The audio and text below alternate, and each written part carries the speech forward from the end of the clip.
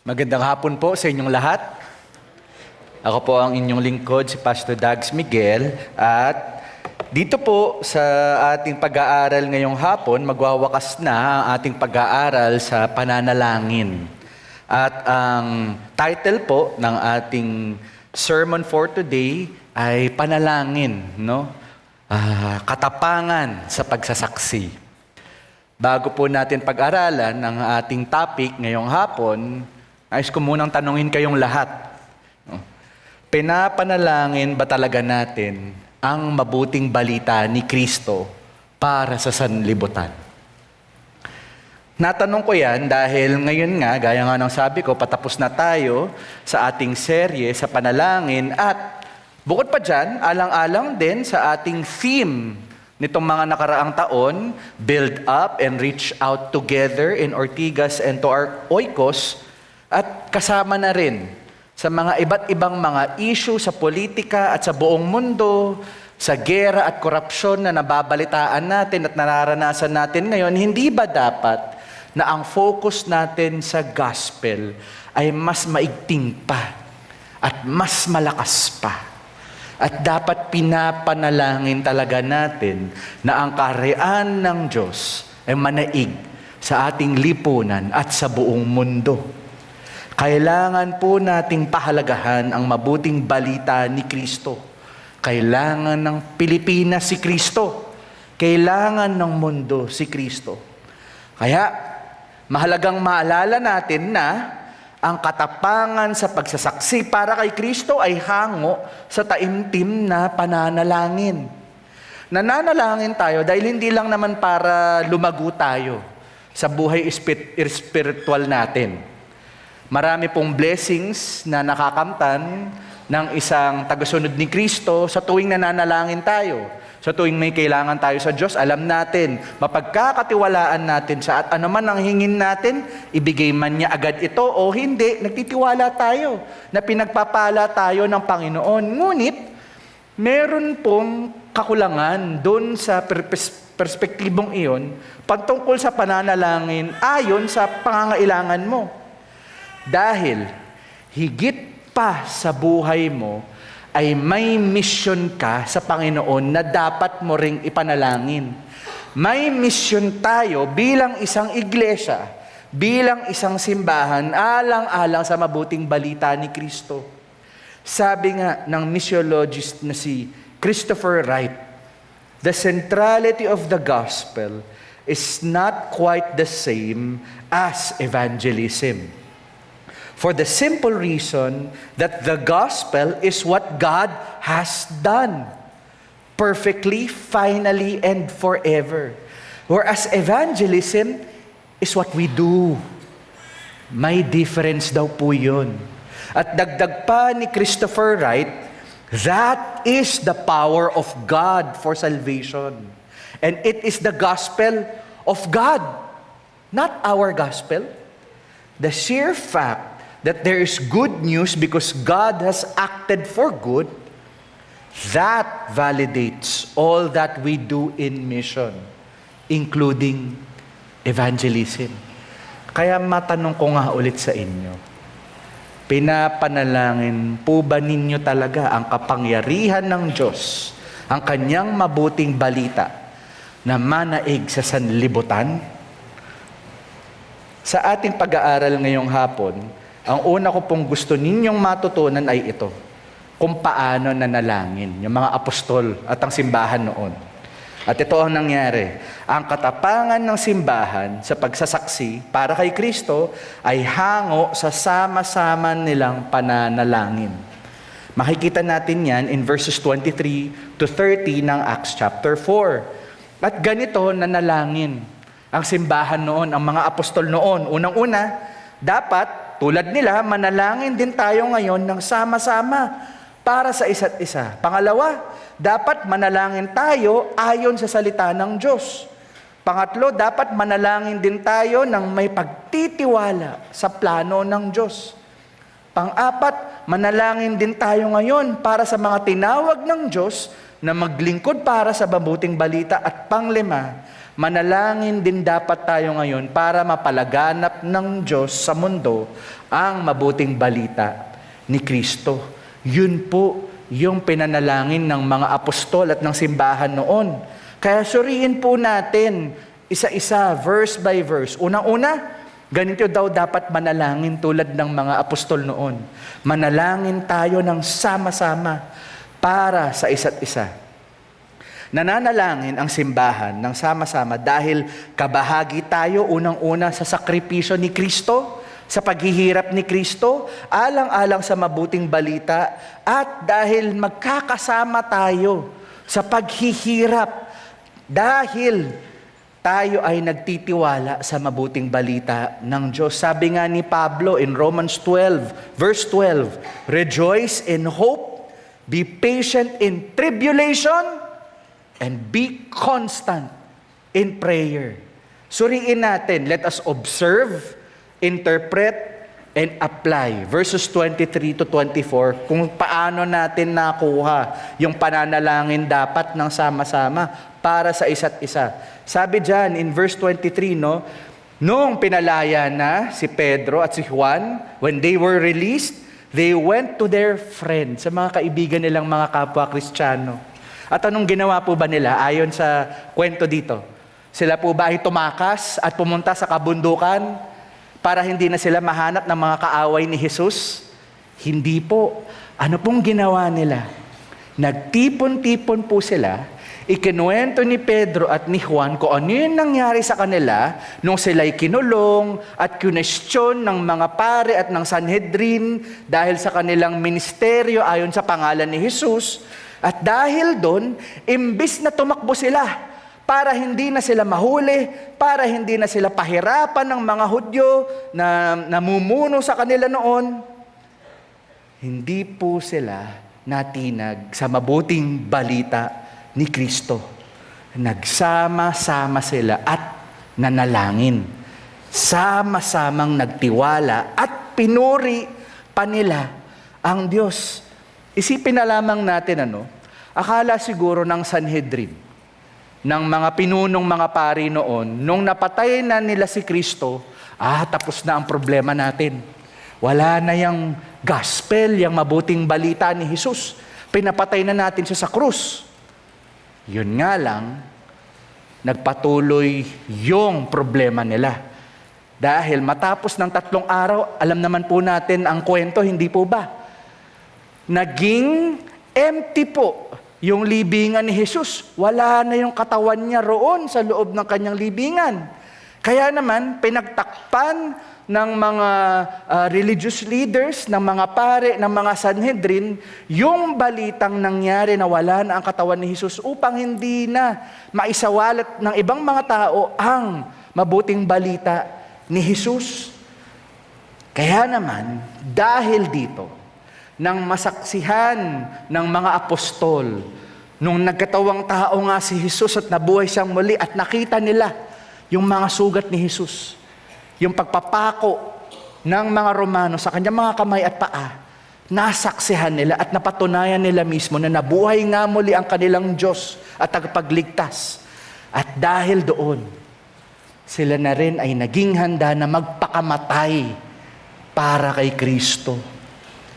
Kaya nais kong matutunan nyo dito na bago pa man tayo umabot sa Acts chapter 4, sa Acts chapter 3 pa lang, nung kino-question na ng Sanhedrin si Peter at si John, sabi doon sa kwento in verse 18, "So they called them and charged them not to speak or teach in the name of Jesus.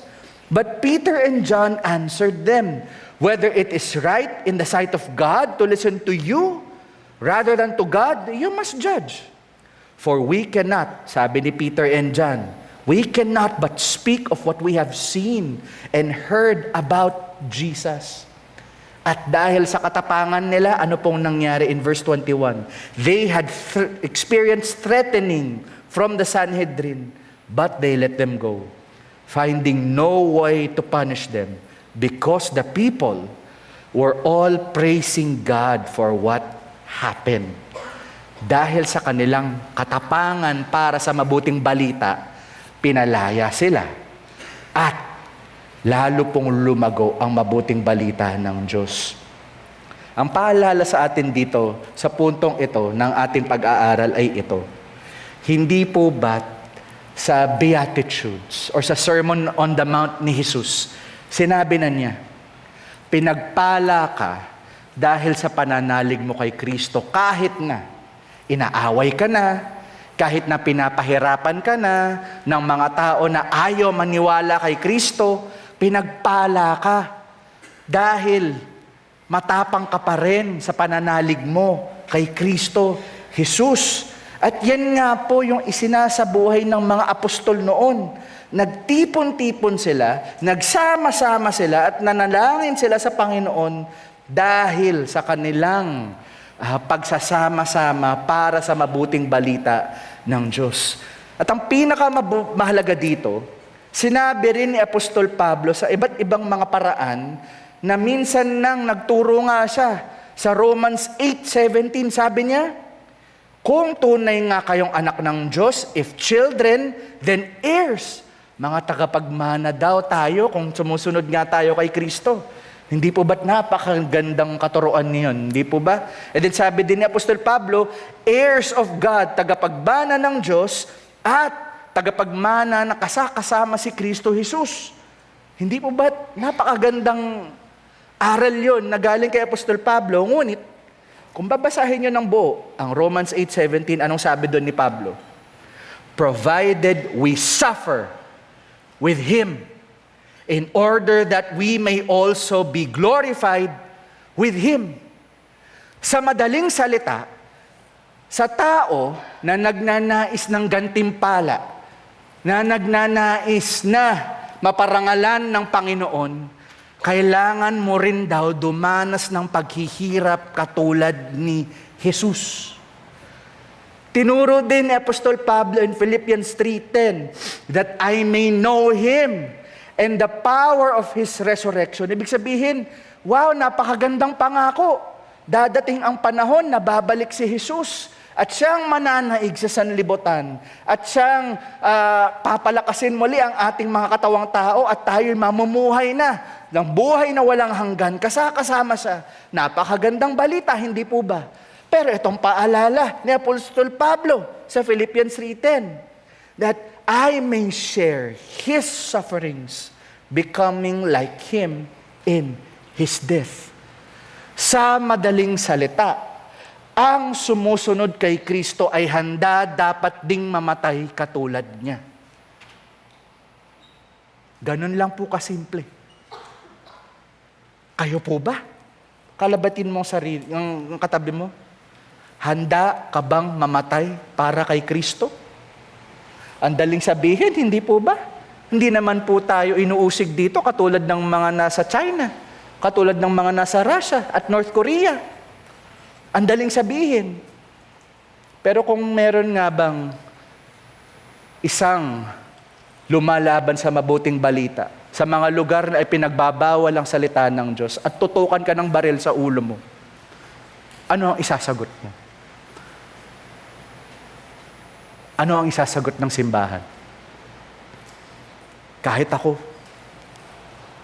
siguro kung malagay sa ganong sitwasyon, ay matatakot din. Napakarami pong mga martir sa buong mundo ang hindi nababalita ang katapangan at pananalig nila dahil naging tapat sila sa misyon ng Panginoon para sa mga buhay nila. Tayo po kaya, na napaka-komportable ang buhay, matapang din kaya tayo?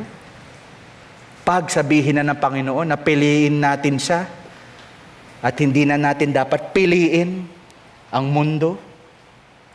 Sabi nga ni Reverend Timothy Keller na yumaong na at nasa Panginoon na, isinulat niya, gospel movements require you to not just pray on your own, but to get as many people praying for the same things as possible. You unite people to pray for a movement of God's Spirit to send the gospel into people's lives, into cities, into institutions. Dahil sa kahinaan ng simbahan, Hindi niya tayo aantayin para lumago ang kanyang mabuting balita. Naiintindihan niyo ba?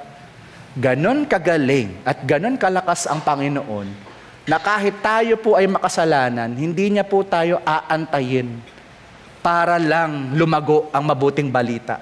Lalago at lalago siya. Kasama ka man o hindi. Ganon kagaling si Jesus. Pero ganito kanya kamahal. Nais kanyang sumama para maging gantimpala ka rin sa ibang tao, maging pagpapala ka rin sa ibang tao, at siya ngang maging kabahagi sa gantimpala na nakalaan na sa iyo. Hindi lamang rito sa buhay natin ngayon sa lupa, pero pati na rin sa langit. Kaya manalangin tayo ng sama-sama para sa isa't isa, alang-alang sa tawag ng Panginoon sa simbahan para sa mabuting balita. Pangalawa, matututunan natin dito, ayon sa panalangin ng mga apostol noon, na dapat manalangin din tayo ayon sa salita ng Diyos. Makikita po natin yan in verses 24 to 26. Ang simbahan ngayon ay dapat manalangin sa Panginoon sa banal na Espiritu at sa katotohanan. Sabi nga sa John 4:23 to 24, dahil natupad na ni Jesus ang pinangakong kaligtasan ayon sa banal na salita ng Diyos. Suriin natin, let's observe, interpret, and apply kung anong sinasabi sa verse 24 to 26. Sabi nila noon sa panalangin nila, Sovereign Lord, no? Creator, Diyos na makapangyarihan. Yan po ang ibig sabihin nun. Ginawa mo ang kalangitan at ang lupa at ang lahat ng nakikita namin dito sa creation mo, sa mundo mo. Lahat ng ito ay pinanghahawakan mo sa mabuti mong kamay. Yahweh, gaya ng mga propeta noon, tulad nila Nehemiah at Isaias, ito rin ang panalangin namin sa iyo. Pinupuri ka namin. This is how the church was praying. They were worshiping God even in persecution. They were thanking God, telling God, God, you are in control. Napakabuti mo, napakagaling mo, O Diyos. Kaya sa verse 25, pinanalangin naman nila ngayon dito ang isinulat ni Haring David sa Psalm 2. And Psalm 2 is a messianic psalm. Kung di nyo na po pa naririnig ang ibig sabihin ng messianic psalm, it is a psalm written in the Old Testament about the promised King of Kings, about the promised Lord of Lords, about the promised Messiah who will save the world of their sins. So ang Messianic Psalm po ay patungkol sa anak ng Diyos na isasakripisyo ang kanyang sarili upang sa gayon ang buong sanlibutan ay makakatanggap ng buhay na walang hanggan ayon sa pag-ibig ng Diyos. Ito nga po ay nangyari sa panahon ni Haring David na pinamunuan ng banal na Espiritu na noong pinapanalangin ito ni Haring David at inaawit ng mga Israelita.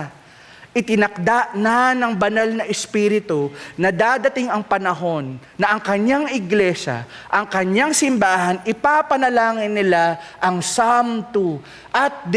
And they will make the connection that Psalm 2 is talking about Jesus, the anointed one of God, the Son of God. In verse 25, ayon nga sa Psalm 2, nilathala nila doon yung iba't ibang mga kalaban ni Jesus. At sino yung mga kalaban ng anointed one? Itong mga hentil, itong mga tao, the peoples, the Gentiles, nagpaplano daw sila at may binabalak na masama para sa anointed na ito ng Panginoon. Bukod pa dyan, pinanalangin din ng mga apostol dito sa Acts chapter 4, yung mga kings daw, yung mga rulers, nagtipon-tipon po sila against the Lord, against God's anointed. At dito po makikita nga natin na kinukumpirma lamang din ng iglesia noon, ng simbahan noon, ng mga apostol noon, na yung mga pinangaral sa kanila ng mga propeta ay siyang pinatupad ni Kristo Jesus. sa Bagong Tipan, in the New Testament.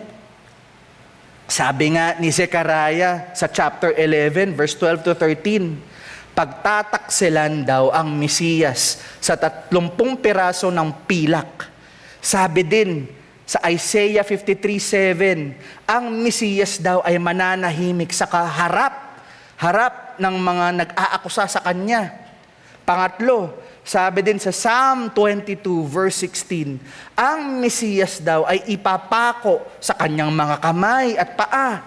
Sa Psalm 22 verse 18, ang Mesiyas daw, paghahati-hatian ang kanyang kadamitan. At sa Isaiah 53:9, siyang ililibing ang Mesiyas na yan sa libingan ng mga mayayaman. Nangyari at isinulat ng banal na Espiritu in the Old Testament at pinatupad at sinunod. At yaon niyang pinakita ni Jesus na siya ang pinangakong anak ng Diyos. Tunay nga na tinakda ng Diyos na ang kanyang anak na si Jesus ang pinangakong Mesiyas na ipapako sa krus para sa mga kasalanan ng mga tao, para sa plano ng Diyos sa sanlibutan. Kaya naman mainam na maikwento ko sa inyo ngayon at malamang nabasa nyo na rin ito, na marami ng transport groups ang umaalma ng mga jeepney driver na sabi nila, 1 piso lang ang hinihingi namin. May isang driver, nakuha na ng isang netizen sa kanyang jeepney, may poster sa loob, 15 pesos minimum voluntary kung sino ang may gusto. Mataas na po kasi ang diesel. Salamat po. Salamat sa unawa kung sino ang may gustong magbayad ng 15 pesos.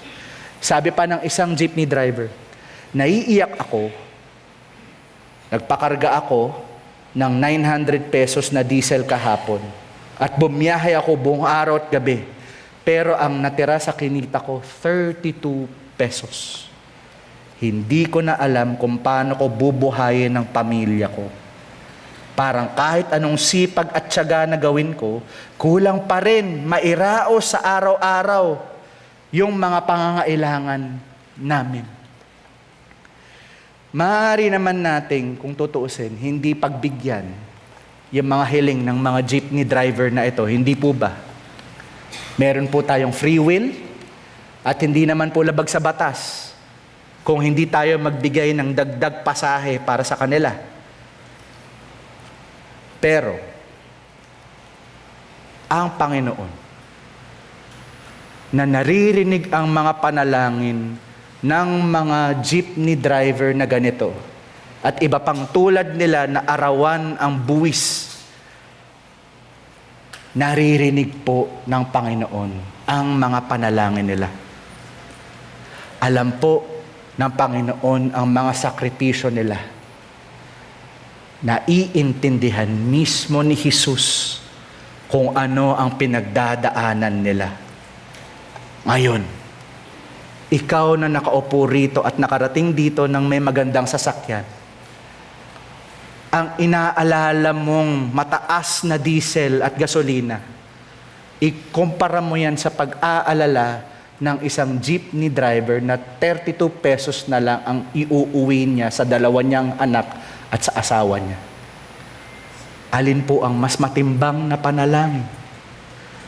Hindi ko po sinasabi na mas maalam ko pa ang nais ng Diyos para sa mundo, pero naniniwala po ako na kung tayo ay taimtim na nakikinig sa salita ng Diyos at kung tayo po ay taimtim na nananalangin sa Panginoon, alam po natin na maaari tayong gamitin ng Diyos na maging sagot sa panalangin ng mga jeepney driver na ito. Alam po natin at alam ko na alam nyo na sa tuwing inuudyok ka na ng banal na Espiritu na magbigay kahit na hirap ka na, alam ko na alam mo na kayang-kayang dagdagan pa ng Panginoon yung kakarampot na piso na ibibigay mo para sa ibang tao. God is powerful to multiply that twice, thrice, many times over. Pero, tutugon ba tayo sa tawag ng Diyos? Tayo nga ba ang magiging answered prayer sa mga panalangin ng mga nangangailangan? Kaya tara, manalangin po tayo at umaksyon din po tayo dahil tunay ngang nagbabasa tayo at tunay ngang sinusunod natin ang salita ng Diyos. Pangatlo, tulad ng pananalangin ng mga apostol at ng simbahan noon, tayo ngayon ay dapat ding manalangin ng may pagtitiwala sa plano ng Diyos. Kita po natin yan in verses 27 to 28. Ano nga ba ang maaaral natin dyan? Ang matututunan natin dyan dito ay ganito. Nananalangin ang simbahan ngayon ng taimtim ng may pagtitiwala sa Diyos.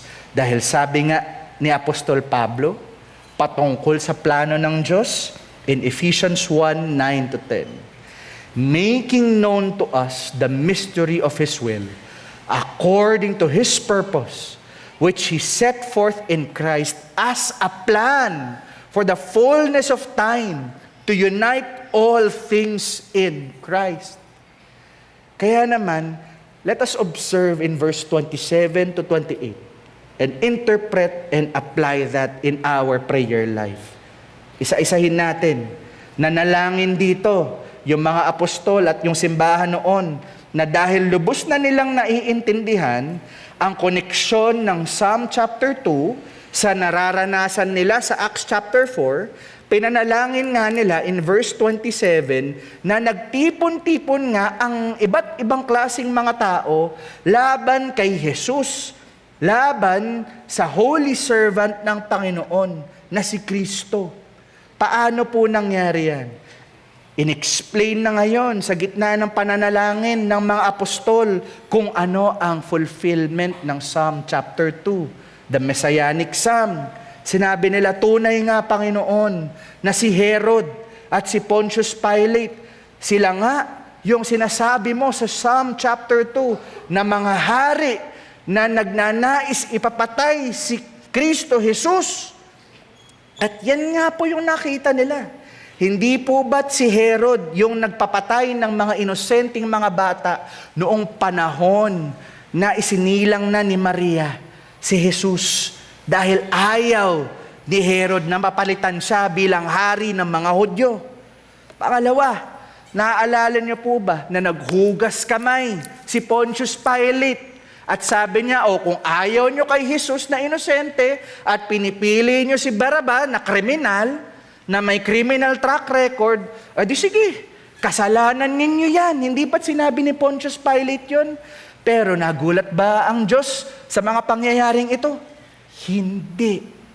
Dahil sa Old Testament pa lang, alam na ng Panginoon ang kasakiman at kasamaan ng mga taong magpapako sa Mesiyas na si Kristo Jesus. Kaya sa panalangin ito ng mga apostol sa Acts chapter 4, binasa nila ng taimtim ang Psalm 2 at ipinalalangin nila ito sa Panginoon. And they worship and thank God dahil natupad nga ni Kristo ang kanyang mga pangako, ang kanyang mga plano. Tunay ngang tinakda ng Diyos na ang kanyang anak na si Jesus, ang pinangakong Mesiyas, na ipapako nga siya sa krus para sa mga kasalanan ng mga tao, para sa plano ng Diyos sa sanlibutan. Kaya naman, para po ma-comfort po tayo ng salita ng Diyos ngayon, maraming mga tao na hanggang ngayon, noon at hanggang ngayon, maraming mga tao ang nagnanais na ipatigil ang kahit anong mabuting gawain na alang-alang para kay Kristo Jesus. Ngunit, ito ang mabuting balita para sa atin. Hindi makakatakas ang mga kurakot, ang mga mapang-api, Ang mga mandaraya at mandarambong, ang mga sinungaling, lahat sila ay makakatikim sa hustisya ng Diyos. Ipinangako po ng Panginoon yan. Walang makakatakas sa Kanya, mayaman man o mahirap. Hindi makakalamang ang kasamaan sa kabutihan. Klaro na ang ending ng Biblia tungkol dito. Yan po ang hustisya ng Panginoon, ayon sa plano ng Diyos. Kaya, ang plano ng Diyos ay hindi lamang para sa kaluluwa ng tao.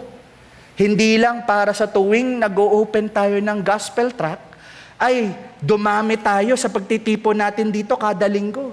Hindi po paramihan ang mabuting balita ng Diyos. Ang kalooban at plano ng Diyos ay ito. Pinangako niya para sa sanlibutan na dadating ang panahon na ayon sa dugo ni Kristo sa krus, maisasaayos ang lahat ng bagay sa langit, sa lupa, at para sa lahat. Sabi ni Apostol Pablo in Romans 8:19-21, "For creation waits with eager longing for the revealing of the sons of God." Ibig sabihin, nag-aantay daw ang kalikasan para sa atin, mga anak ng Diyos, na gawin ang tungkulin natin para sa mabuting balita. Bakit? Verse 20 in Romans 8, "For creation was subjected to futility, not willingly, but because of Him who subjected it, in hope that creation itself will be set free from its bondages to corruption and obtain the freedom of the glory of the children of God."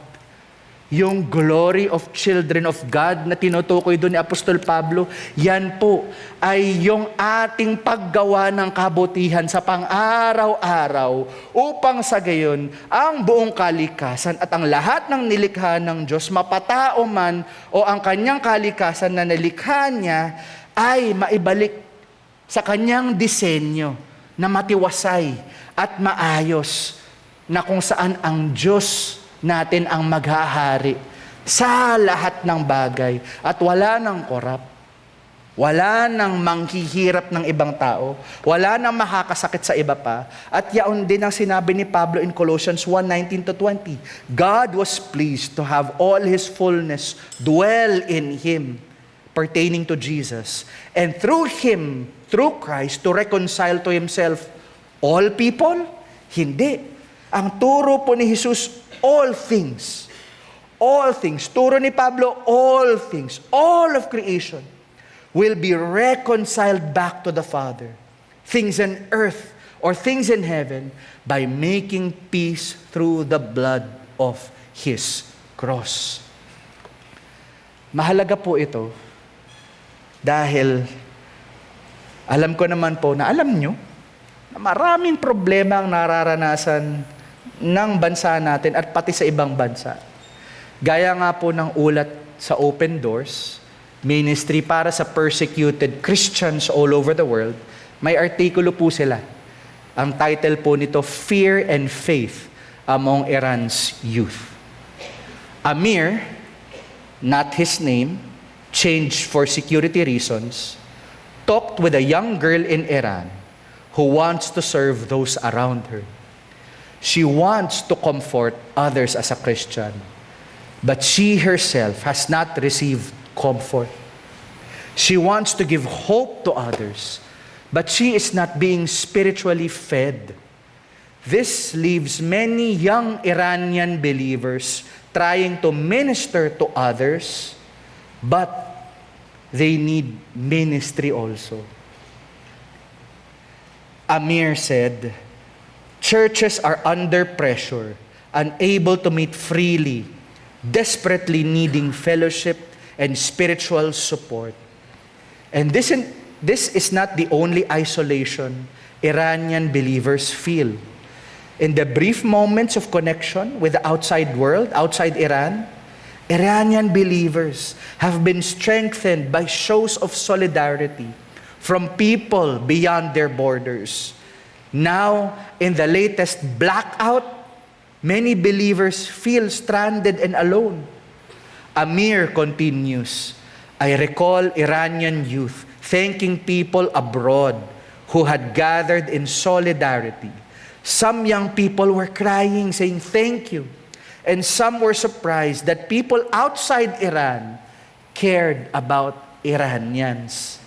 He calls for your prayers, our prayers, so that Iranian believers will stand firm and fight in Iran. Matanong ko nga kayo, yung diesel at gasolina lang ba na galing sa Middle East ang pinapanalangin nyo? Paano po itong mga kapwa Kristiyano natin sa Iran? Naalala nyo po ba sila? O baka po naman, mahal na mahal nyo po ang Israel na nakalimutan nyo. Mahal din ng Panginoon ang mga Iranian. Mahal din ng Panginoon ang China. Mahal din ng Panginoon ang Russia. Baka po, nagiging partial na tayo kahit sa prayer natin. Nakalimutan natin. Iniibig din sila ni Kristo. At kailangan nila si Kristo. Kaya dapat lang na manalangin tayo ng sama-sama bilang simbahan para matupad ng Diyos ang plano niya para sa lahat ng kanyang nilikha. Alang-alang sa kanyang mabuting balita para sa sanlibutan. Pang-apat, manalangin din tayo ngayon tulad ng mga apostol noon sa Acts chapter 4 para sa mga tinawag ng Diyos na maglingkod para sa mabuting balita.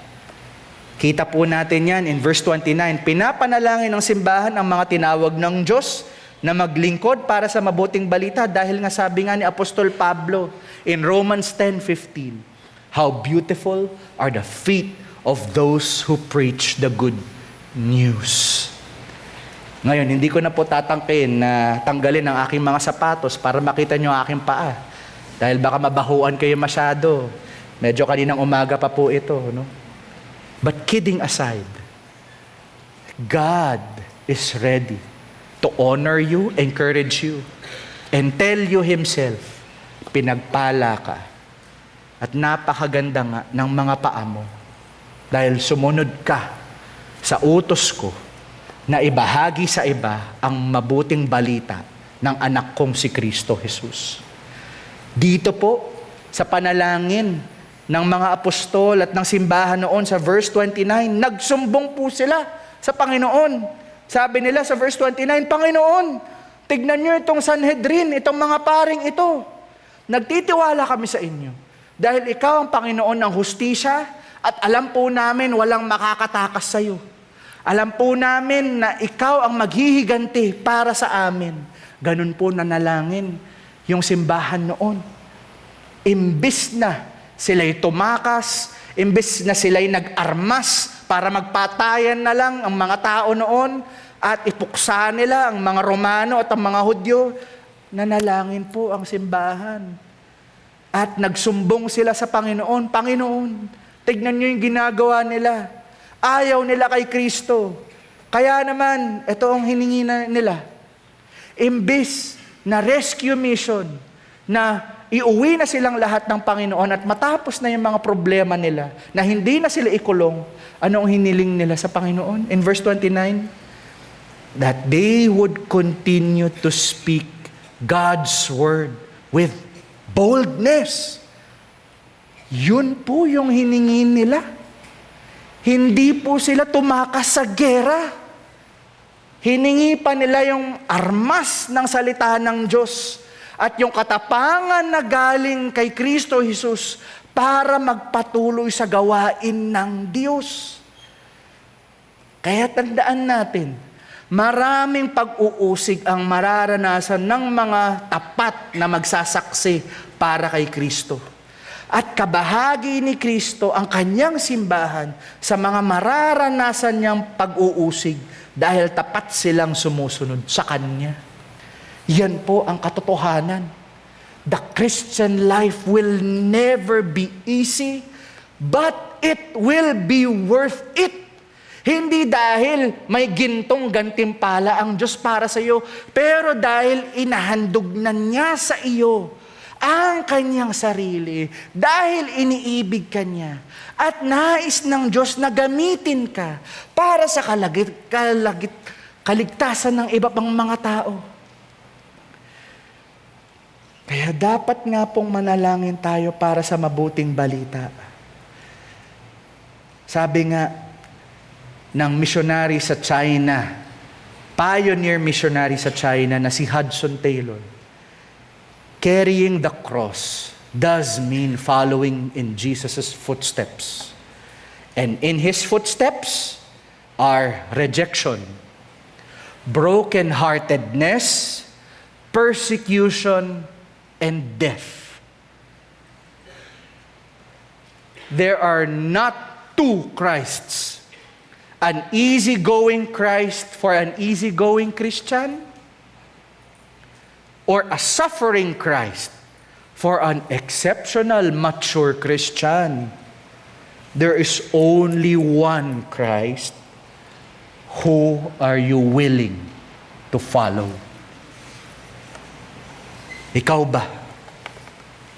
Sa puntong ito, ng pag-aaral natin ngayon, plano mo pa rin ba ang masusunod sa buhay mo?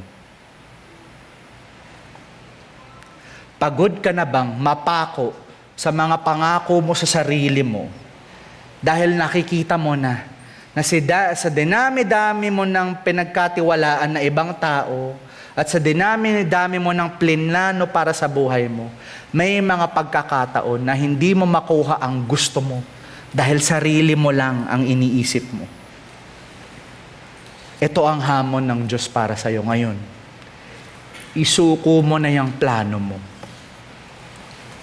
Tanggapin mo na ang plano at kalooban ng Diyos para sa buhay mo. Dahil ito ang mabuting balita ng Diyos kay Hesukristo para sa iyo at para sa mundo. Tanggapin mo na namatay siya sa krus ng Kalbaryo at nabuhay siya muli matapos ng 3 araw para ipakita sa mundo na siya nga ang tunay na pinangakong Mesiyas, ang Panginoon ng mga Panginoon. At nais mo nang isuko ang mga plano mo sa buhay dahil nakikita mo na mas maganda pala ang plano mo para sa akin, Panginoon. Ito pala ang plano mo para sa mundo, Panginoon. Gusto ko rin yan. Dahil sawa na akong mamuhay para sa sarili ko na lang. Gusto ko rin maging pagpapala para sa iba. Gusto ko rin gamitin mo ako para makatulong sa iba. Ito pala ang pag-ibig mo, Panginoon. Wagas pala. Kaya ko rin palang ibahagi yan sa iba. Ito ba ang plano na nakikita mo na ngayon dahil ang Panginoon na mismo ang nangungusap sa iyo ayon sa salita niya? Huwag mo nang antayin ng bukas. Ngayon pa lamang, ipanalangin mo na tinatanggap mo na ang pag-ibig ni Kristo at nais mo nang sundin ang plano niya para sa buhay mo. At hindi ka na babalik sa dating ikaw dahil ang Diyos na mismo, si Kristo na mismo, ang mamumuhay sa puso't isipan mo.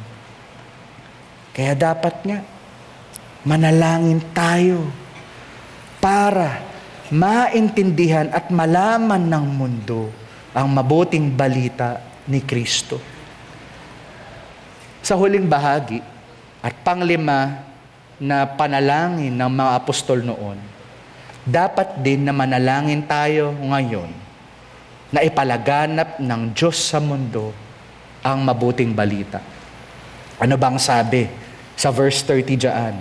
Sabi doon sa panalangin ng mga apostol noon at ng simbahan noon, while you stretch out your hand to heal, and signs and wonders are performed through the name of your holy servant, Jesus.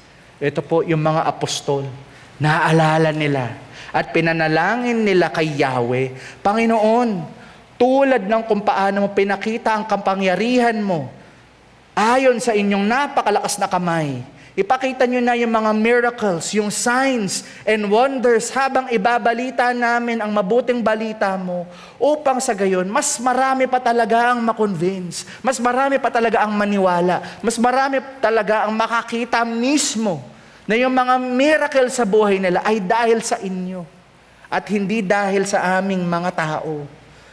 Ito po yung pinanalangin ng simbahan noon.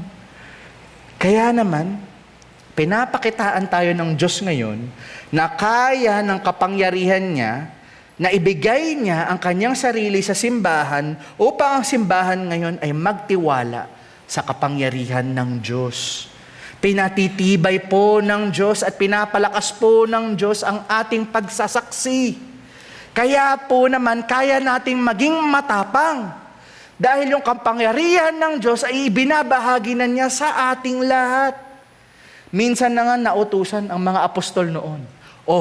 Tiga-dalawa kayo ha. Pumunta kayo sa mga baryo at kakayanin nyo rin na ibalita ang mabuting balita. Kakayanin nyo rin talunin yung dyablo at yung mga masasamang elemento at pagalingin nyo rin tulad ko, yung mga may sakit. At yun nga yung mga ginawa ng mga apostol noon.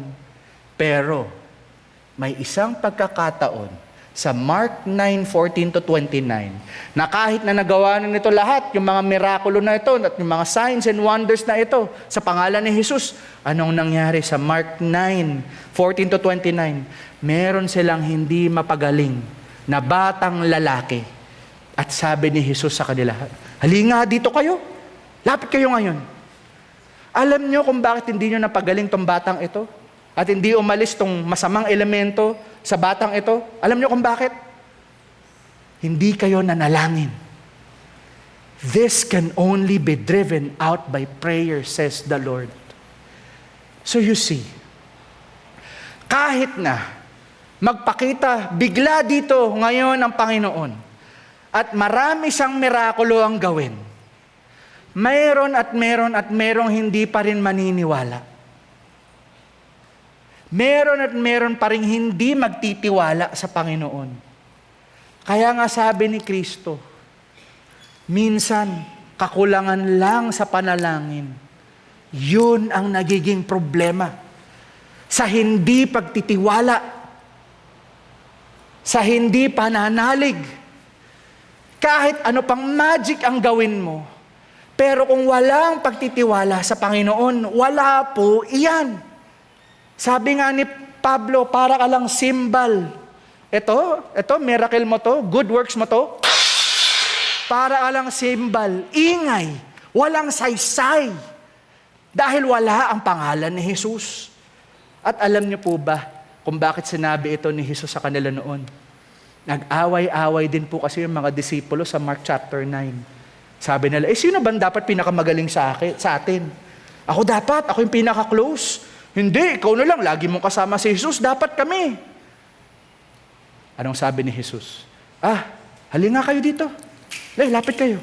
Sabi ni Jesus, gusto niyo maging pinakamagaling? Yung pinakamagaling, dapat siya yung nasa huli. Dahil yung nasa huli, siya yung mauuna sa lahat. Kung sino yung may pagpapakumbaba, ang siyang iaangat ng Panginoon. At kung sinong mayabang at mataas, ay siyang ibababa ng Panginoon. Matanong ko nga kayo, nananalangin lang ba kayo dahil may pangangailangan kayo? At pag okay na ang buhay nyo, ay nakakalimutan nyo na ang Diyos? Hindi po ba't lahat tayo ay ganyan? Tuwing gipit lang, dun lang nalalalangin. Sana, simula ngayon, magbago na ang buhay panalangin natin. Dahil may pakialam na rin tayo sa nangyayari sa mundo ngayon. Para sa kapakanan ng ibang tao. Magwawakas tayo sa verse 31. Ang pagsasaksi. Ito ang katapangan ng simbahan sa pagsasaksi para kay Kristo. Ito'y nagmumula sa banal na Espiritu. Hindi ito'y dahil likhas ka ng matapang, Hindi ito likas na napakagaling mo na at kayang-kaya mo na at memorize mo na ang buong Biblia. Paalala dito sa atin ngayon ni Jesus. Kakayanin mo maging tapat na saksi ng Panginoon alang-alang sa lakas na nanggagaling sa Kanya sa pamamagitan ng banal na Espiritu. Kita natin yan in verse 31. And when they had prayed, the place in which they were gathered together was shaken, and they were filled with the Holy Spirit and continued to speak the word of God with boldness. At ano pa po ba ang nangyari sa kwento ng simbahan sa ating pagwakas? Ituloy po natin yung kwento ng Acts chapter 4. In verse 32 onwards, ito po ang nangyari sa mabuting balita ng Diyos. Nagkaisa ang mga namamampalataya sa damdamin at isipan. Itinuring ng bawat isa na ang kanilang mga ari-arian ay hindi lang para sa kanilang sarili, kundi para sa lahat. Nagpatotoo ng may kapangyarihan ang mga apostol na ang Panginoong Hesus ay muling nabuhay. At sumakanilang lahat ang dakilang biyaya ng Diyos. Wala ni isa sa kanila ang kinakapos dahil ipinagbibili ng mga may lupa o bahay ang kanilang mga ari-arian. At ang pinagbilhan ay ipinagkatiwala nila sa mga apostol upang ipamahagi sa bawat isa ayon sa kanilang pangangailangan. Kita nyo na, hindi lang po nagparami ang mga tagasunod ni Kristo noon at umawit ng kagalakan sa Diyos. Higit pa doon ang mabuting balita. Ang mabuting balita ay ang kaayusan at pagbabago ng lipunan dahil ang mga anak ng Diyos ay nananalangin at nagtitiwala kay Kristo Jesus at isinasabuhay na ang mabuting balita.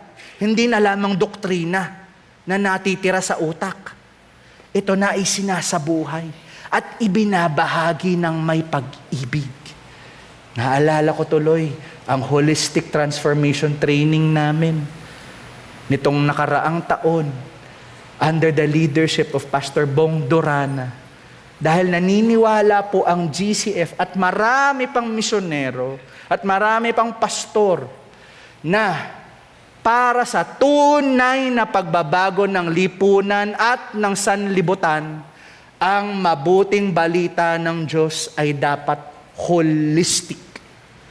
Hindi lang sa kaluluwa, pero pati na rin sa pisikal na pangangailangan ng sanlibutan.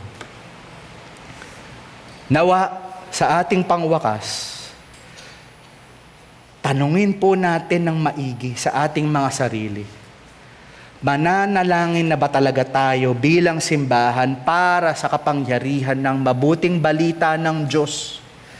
Para sa mundo ngayon na punong-puno ng kasakaman at katiwalian, punong-puno ng korupsyon at iba't ibang kayabangan at kasinungalingan, dapat ay hindi tayo matitinag sa ating paninindigan. Sama-sama tayong manalangin at magpatotoo kay Kristo para sa mundo dahil ayon nga kay Apostol Pablo in Romans 1:16, hindi ko ikahihiya ang magandang balita tungkol kay Kristo dahil ito ang kapangyarihan ng Diyos sa ikaliligtas ng lahat ng sumasampalataya.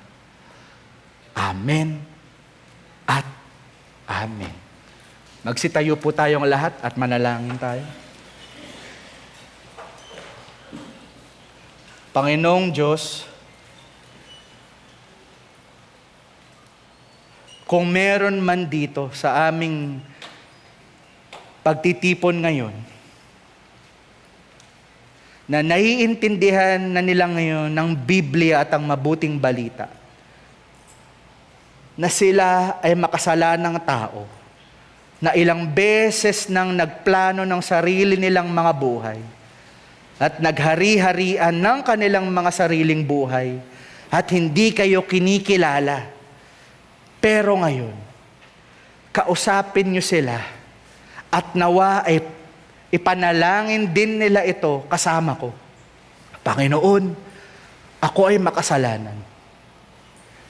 Nakikita ko na ang ibig sabihin ng mabuting balita. Nakikita ko na ang napakagandang plano mo para sa buong mundo. Ninanais ko na yan sa sarili ko at sa ibang tao na minamahal ko. Kahit para sa kaaway ko. Pinapanalangin ko rin itong mabuting balita na ito. Tinatanggap ko ang anak mong si Hesukristo na namatay para sa aking kaligtasan, dahil ako'y makasalanang tao. Salamat, Panginoon, dahil binibilang mo na ako sa iyong kaharian. At nais ko na ang kaharian mo ang maghari ngayon sa lupa, upang ang inyong mabuting balita ang mamumuno sa bawat puso at isipan ng bawat tao. Panginoon, pinapanalangin ko rin ng aking mga kapwa Kristiyano na malamang sa malamang ay tulad ko, na natatakot din minsan sa tuwing hinihingi mo sa amin ang katapangan sa gitna ng pagsubok. Panginoon, sinusumbong namin sa inyo yung mga taong mga tiwali at hindi maaayos na nagpapahirap sa amin maging tapat sa inyong salita at sa iyo. Humihingi po kami ng tawad sa tuwing mga panahong bumibigay kami sa kasalanan at ginagaya namin ang mundo sa kanilang mga masasamang gawain. Humihingi kami ng tawad ngayon dahil nais na naming ipanalangin sa inyo na baguhin nyo na po ang aming perspektibo, na mamuhay na kami alang-alang sa kapangyarihan ng mabuting balita ng aming Diyos na Hesukristo. At sa gayon, na hindi na kami matitinag at hindi na kami matatalisod sa tuwing kami ay aakitin ng mundo na gumawa rin ng masama. Tulungan nyo kami na magbago na talaga ng tuluyan, upang sa gayon kami ay maging mabuting ehemplo sa iba't pang mga tao na makakakita sa aming pagsasaksi sa mabuting balita ninyo. Panginoon, ngayon na papaalis kami dito ngayon, hinihiling po namin ang inyong banal na Espiritu, upang sa gayon makakapag-ingat kami sa inyo upang hindi kami magkakasala at makakapagdala kami sa inyong harapan ng walang kapintasan at may lubos na kagalakan. Sa nag-iisang Diyos na aming tagapagligtas sa pamamagitan ng aming Panginoong si Hesukristo, sa inyo ang kaluwalhatian, kadakilaan, lakas at kapangyarihan mula noong simula hanggang ngayon at magpakailanman. Amen at Amen.